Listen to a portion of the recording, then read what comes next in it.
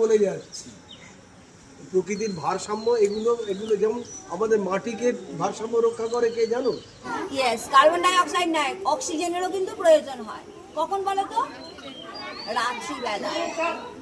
সবসময় অক্সিজেন না হলে কিন্তু কোনো প্রাণীর অস্তিত্ব থাকতে পারে না।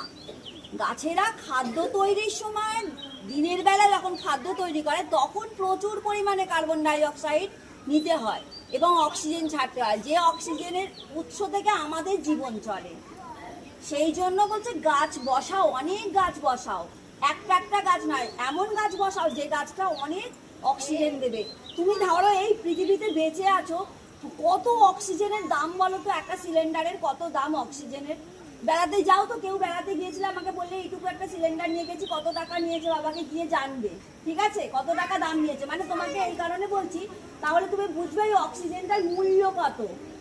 এই যে দেখতে মনে হচ্ছে যে এই গাছটা কি হবে, এই তো ছেলে খেলা হচ্ছে, একদম নয়। এটা হচ্ছে সবচেয়ে বেশি দরকার। এ যদি না থাকে আমরা বাঁচতে পারবো না। আজকের দিনটাতেই কিন্তু গাছ লাগানো শুধু চলবে না, আমাদেরকে এটা খেয়াল রাখতে হবে যাতে আমরা যেন সারা বছরই বা সব সময়ই কোনো না কোনো গাছ লাগাতে পারি।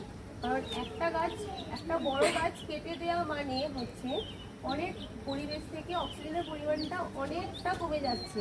যত গাছ বসানো হবে বিশ্বে তত আমাদের কী হবে, পরিবেশকে দূষিত থেকে শোধন হবে। তত গাছ আমাদের অক্সিজেন দেবে, আমাদের পরিবেশটা আরও। স্কুলেই দেখবে, আমাদের শুধু আমাদের স্কুল নয়, প্রতিটা স্কুলে